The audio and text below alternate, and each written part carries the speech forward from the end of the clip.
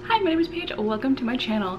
I'm sorry if it's echoey. My grandpa is out and I'm literally never home alone. So I figured I would take this chance to try and find some other places around my house to film, at least for today. So I am in, I don't know what to call it. We call it the game room. So I'm in my game room right now and it might be a little echoey. So I apologize for that, but it's a new filming spot. It's fun. But for this Clear My Shelves video, I decided I wanted to tackle a little bit more of Ali Hazelwood's books. So last year, my book club, the Story Continue book club that I host with my friend Serena at Read the Riot, we read The Love Hypothesis as our first book of the book club, and it was a really fun time. I gave this 5 stars at the time because I really enjoyed it. I thought it was funny. It felt like a fan fiction to me, and I love fan fiction if we don't already know this. So I have been wanting to pick up all of Ali Hazelwood books, but I've been like in and out of a book buying ban where when I finally did get around to buying books throughout the year, I was never picking up the Ali Hazelwood books. But this year, something funny happened. My mom bought herself Love Theoretically, and it accidentally got sent to my house. And I decided to finally go through with this video idea and read all of the STEMINIST novels that Ali Hazelwood has. So Love on the Brain, Love Theoretically, and the 3 STEMINIST novellas. So that is what we are going to be doing in this Clear My Shelves video. I was so shocked that I had some time to film out and about around my house that I forgot to figure out what my final number was from my last Clear My Shelves video. So I will put that somewhere on the screen right here, and we are going to see if I can get below that number by the end of this video. Spoiler alert, we do. So let's jump right into my thoughts and opinions on Love on the Brain. I'm very bad at multitasking, but I need to fold some laundry. So I'm gonna attempt to talk to you about how I felt about Loathe to Love You and Under One Roof, because I have just finished them today. I was planning to save Under One Roof and the other novellas till I had already talked about Loathe to Love You, but I just had extra time today to finish it. But Loathe to Love You, I gave 4 stars, but I honestly kind of think I liked it a little bit more than The Love Hypothesis that I gave 5 stars, so I might need to reevaluate some of my feelings on this one, but I thought it was really fun. I have read comments that people say that they feel like it's exactly like The Love Hypothesis, but I can and I can't see it. So this one is following B, who is like a neuroscientist, something with the brain, and she gets hired by NASA to work on some space helmets that do something that I could not follow. But when she is there, she finds out that her rival college nemesis is also her co-lead on this project, and she is convinced that he absolutely despises her. And at the very beginning of this project, things are going very, very wrong, and she thinks it's kind of his doing. But then as they figure out who's behind certain things and they have to rely on each other for this project, they start to see each other's point of views on some things, and I enjoyed their dynamic so much. I think her name was Olive in The Love Hypothesis. I remember having conversations with people who said that they felt like she was super duper annoying and she just had a personality that some people couldn't get behind, and I didn't really see that fully, but I felt like if you weren't a fan of Olive, you might be more of a fan of B, because she is still very quirky and silly, and she can be very dramatic, but at the same time I felt like she wasn't as overdone as Olive in The Love Hypothesis.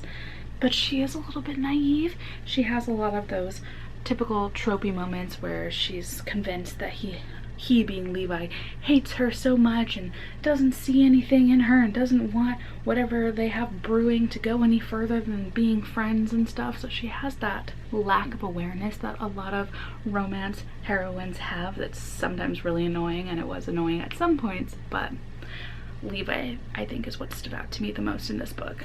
I am realizing that I do not read enough he falls first tropes because I was so into it. And I do think that every time I have read a he falls first sort of book, I love it because it is so refreshing to just see a male character who's all in, who doesn't need to be convinced that he is able to commit to somebody, who is the one who gets to reassure the girl that he wants to be with her and that things are gonna work out. So I really like that dynamic that they had going on. It made my heart happy in so many moments. He was just so sweet, so caring. He was just so obvious with how much he cared about her. So B was a little bit dumb because she didn't pick up on it sooner, but I really enjoyed Levi as a character so much. And I will say that this is one of the instances where I understood the enemies to lovers aspect of it. Like, the enemies part made sense to me, so I was actually having a good time with the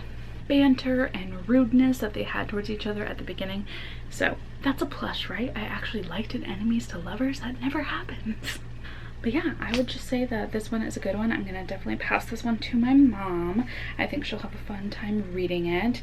And I don't know what else to say because I am trying to multitask and my brain is not working on all cylinders. But let's talk about Under One Roof. Short little novella. I finished it pretty quickly, and I also had a good time with this one, even though they were enemies. I feel like Ali Hazelwood just makes the enemies aspect make a lot of sense. So in Under One Roof, we have Mara, I think it is, and Liam. And Mara's college mentor passes away and leaves her a house in her will. And the catch to this is that the mentor's nephew also owns part of this house.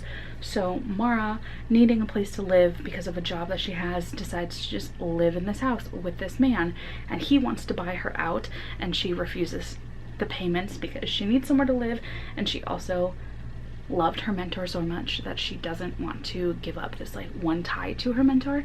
So they get off on the wrong foot because Liam doesn't want her living there, and so he tries to make life a little bit miserable, and so Mara decides to make life miserable back.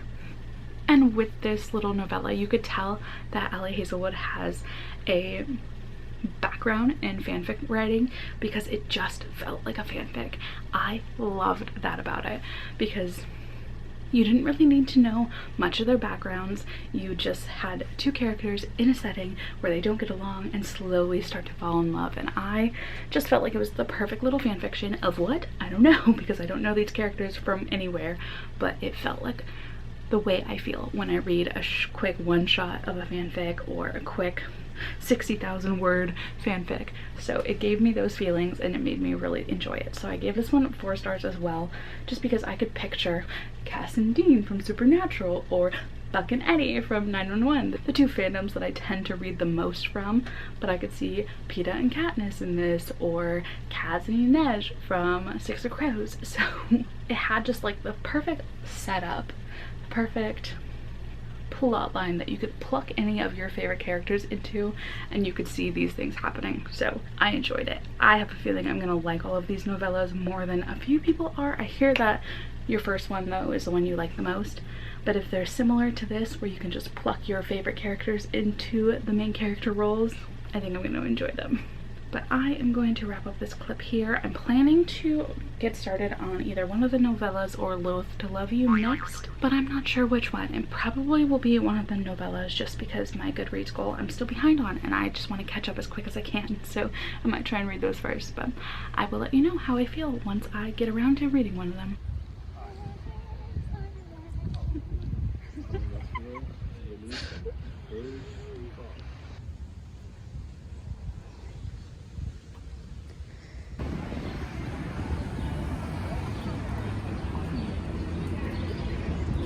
In those last few clips, I was in Wisconsin for my friend's baby shower and it was so much fun, but I am exhausted and it is currently Tuesday. I got back Sunday night.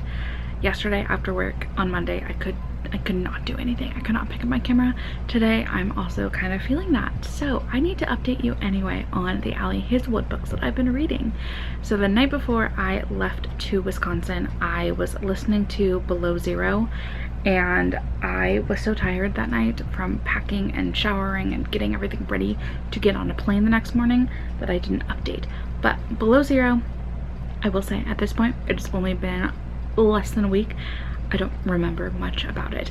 I remember thinking it was pretty cute, but I wasn't loving it very much, because in this one there are two characters that I totally already forgot their names, but they have a bit of a fling, or like just a hookup situation that happened, and then 5 or so years pass and they, I guess they work together, if I'm remembering that right, and that's all that I really remember. There's also like a freezing cold moment where it's like life or death situations, which was kind of cute, but I just felt like we didn't get enough of them interacting for their love story to feel believable. Like, I could believe the lust and the desire that they might have for each other, but the love, I wasn't falling for that, you know? I just didn't feel like it was very believable. So it's very forgettable. I already forgot about it. But I did read Love Theoretically on the way to Wisconsin, and I really wanted to like this one. I really wanted to like this one, but I think I am on like a 3.5 star. I think I rounded it up to 4 stars on Goodreads though, because I don't like the main male character. I have this issue with so many romances, but there was something off about him that just made me feel like the way that he talked to Elsie, the way that he was very possessive, made me feel like he was, or this love story was the setup for a very toxic relationship. All right, let me try and explain that though. So let's go backtrack. This is following Elsie, who is a scientist, and she does not love the job that she has. So she's an adjunct professor, and it doesn't make her a lot of money. So on the side, she does a fake dating app that her and her friends work on. It is just people who want to pretend to have a significant other for their family or friends or whatever situation. They can rent a date basically, and that's all that it is. They just pretend to be their fake girlfriend and then they go their separate ways. So it's nothing sexual or anything like that, but that's what she has to do to make some money. And at the very beginning, she is fake dating a man named Greg, I believe, and her and his brother don't really get along. Brother's name is Jack. They don't seem to get along. Jack seems to just be very distrustful of her. Okay, that's the first part. Then we go into her not loving her job and wanting a new one, so she applies to another position, and she has like a big ol' interview that she has to like do a mock class and blah blah blah, have lots of interviews, meet lots of people, blah blah blah. And Jack ends up being one of the people on this panel of interviewees, and he does not trust her because of her relationship with his brother, and Jack thinking that she has been lying to him, and there's a bunch of stuff that's going on. It's very dramatic and convoluted at the very beginning, and I'm doing a very poor job of explaining this because I am so tired. Anyway, the whole fake dating situation, the whole interview situation all gets dramatic, and that is all very fun. That was all very interesting. I liked reading all of that. My problem was with Jack. I just did not like the way that he was written. There was something that made me see all the red flags. I think some people are going to find it sweet. I think some people are going to really enjoy it. But for me, I just saw red flag after red flag after red flag. It was like reading The Hating Game, which we all know that I absolutely despise.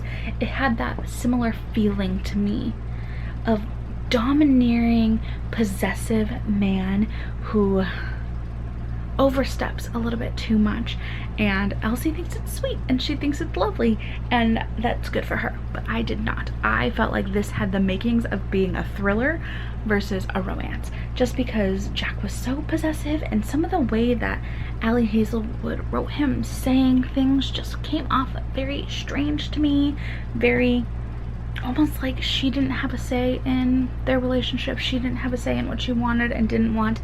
So that was an issue for me. Some people might not see that at all, but I was reading very heavily into that, and I was not a fan of that at all. So side characters in this were fun. The whole plot situation was fun. I liked that. I just didn't like Jack. I didn't like the way his character was written. He made me very uncomfy. So that's where I was at with this one.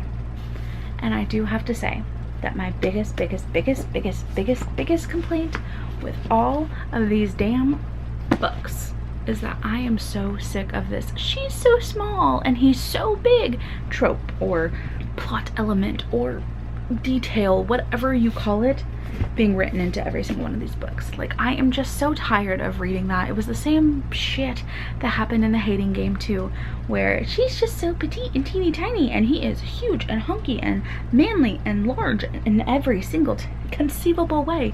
And I just, it gets a little icky, you know? It just feels like a bit of a, I don't know, kink that the author has and has to include it in every single book, where I just want a little bit of diversity in body shapes. Like, I'm not saying that every main character has to be fat or every main character has to have some sort of curves, but I want some diversity with all of these books, because we are basically getting the exact same type of character for the main male and the main female, and that is just so boring. I'm so tired of reading that over and over again. Like, she's teeny tiny, he's big and broad, he can't fit. It's gross at some point. I just don't like it. So I'm worried about any future books by Ali Hazelwood. If they're going to keep having that in it, I just don't think I want to read them anymore. I'm over it. I'm over that one aspect of it. I like her writing and the humor, and there's some parts of it that are just super duper sweet, but that is just, ugh, it's annoying to me. So that is where I am at with these so far. I have one more book to go for this video, and that is, what is it? Stuck With You. Okay, see you in a second for the last book. It took us long enough. I feel like it's been about a month since I filmed the last clip. I could not even tell you, but I have officially read Stuck With You by Ali Hazelwood, which you're not shocked by who the author is, because that's what this video is all about. And my final rating on this book, this novella, is a 3-star. A 3-star. I didn't like it. I didn't really like it. I didn't hate it. I felt like it was definitely readable, and if you are somebody who likes the love at first sight trope, I think you might like this one, but I don't like that. If I am somebody who needs some foundations to believe in the romances, and I think that's why book 1 in this series, or novella number 1, is the one that I like the most. People said that you always like the first one better, but I think that if I had read them in any other order, I still would have liked this one the most, because I felt like the timeline made more sense to me. I believe this one took place over the course of a year, but they were like constantly together because they were roommates over that year. This one, book number 3, I believe, took place over the course of 3 years, but they only had like limited interactions with each other, and so I didn't really believe the love story element to it because they didn't have the time to like get to know each other like the first book did. And then this one, it took place over the course of 3 weeks, and that wasn't ideal for me at all. So I would rank it number 1, number 2, and number 3, which is coincidentally the order that I read them in. So maybe that theory that the order you read these books in is the way that you will like them the most, which I think is really, really funny. So now that I have read all of these, I'm going to give you a little bit of a wrap up and let you go. So let's wrap these 5 books up. So we have made it through all of the STEMINIST books that are currently out, and I said it already in this video, but I'm not sure if I want to continue on with these anymore. Looking back, I do not feel like this is actually a 5-star book. I feel like there were so many things that I still find a little bit icky, in hindsight at least, especially when it came to the intimacy in this one. I wasn't the biggest fan of that. The sex scene still stands out as one of like the weirdest things I've ever read, and I really think that if I read it again, I would give it maybe a 4-star. It could be a 3-star though. I just don't think that this was 5-star worthy. I do think that Love on the Brain, which I think I kept calling Love theoretically in this video, but Love on the Brain is my favorite just because it's a trope that I am interested in. I really enjoyed the way that Levi, I believe that was his name, yeah, Levi, cared about our main character B, and I just felt their connection. I've read reviews since. finishing this book that people did not buy into this love story particularly, so definitely take that with a grain of salt. Everyone has different opinions when it comes to love. I am not the biggest enemies to lovers fan out there, so even though this was that trope, it didn't feel the same as other enemies to lovers to me personally, and that made me like it more. So I feel like that would make people like it less if they are big fans of enemies to lovers, but this one would definitely be my favorite. Then this one is just a mess to me.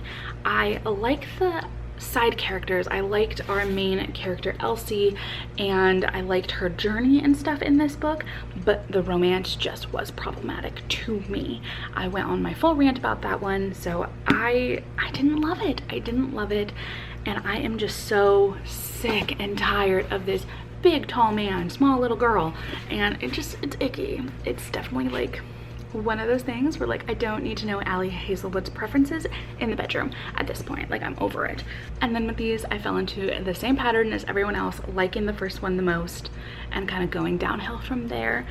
So these are just not my favorite. I just wish that she had a little bit more diversity. It just seems a little bit like she's stuck in her one way. She's only stuck in one type of romance that is possible, and it's just really grating to see characters who do not look anything like me in these stories being the only ones like worthy of love. And I know that's not true. I doubt that's how she feels, but it just seems like it based on the characters that she's creating, that only tall, big, broad, strong men can be with. Petite, skinny, almost like teenage bodies. Like, it just seems a little weird. I am not a big fan of that. So if she does come out with any more in this STEMINIST series, I might not pick it up. And I'm also worried about that. I think she's coming out with a werewolf vampire love story at the beginning of next year. And if it's the same damn thing, I think I'm over it. I'm over having to read that over and over and over and over again. Other people of different bodies and colors and shapes and sizes deserve to be in love stories, especially ones that are this like popular. It's just something that like I can't get over. So I've kind of burned myself out of Ali Hazelwood. But that does bring us to the end of this Clear My Shelf video, and so we can talk about numbers. I just went and looked at where I was, so I believe we ended last video at 135, like you should have seen at the beginning of this video. And unfortunately, I did have to haul these books, and I'm counting it as 4 books that I hauled. This is 1, 2, 3, 4, because that's how I added them to my Goodreads. I counted them as 3 separate books. So because of that, I would have hauled 4 books, which would have brought me up to 139 books. And then we technically read 5 books in this video, which brings us down to 134 on my TBR shelf. I will say I have so many Clear My Shelves videos I am currently in the middle of, and I'm just not finishing them because I've been in and out of little mini reading slumps. So a TBR shelf is definitely a lot smaller than that, but for the sake of continuity, we're at 134 for the Clear My Shelves series. That is quite a ways away from the 80 books that I want to be at by the end of the year. So how many books do I have to read by the end of the year? I can't do mental math. 54 books. I have to still read 54 books. It is the end of August and I have to read 54 more books. I'm gonna be reading a lot of children's books in December. Don't judge me for it, okay? But if you would like to continue watching this series, please go ahead and subscribe. And if you made it this far, leave me emojis that have to do with science, like beakers and DNA, anything science related, and let me know if you have had similar feelings and thoughts towards Ali Hazelwood books, and if you'll continue on with any of her future ones if she continues on with this trope. Maybe you like it, maybe I am quite opposite to everybody else, but those are my thoughts. So thank you so much for making it this far in the video. I hope you had a fun time, and I will see you in my next one, which hopefully will be out shortly. I have a little bit of energy today to film and stuff, so maybe I'll be able to finish out some of those other Clear My Shelves videos soon. So I will see you in my next one. If you want to talk to me about books, I have my Instagram and Discord linked in the description. So I'm gonna let you go. I've said that like 4 times, haven't I? All right, goodbye.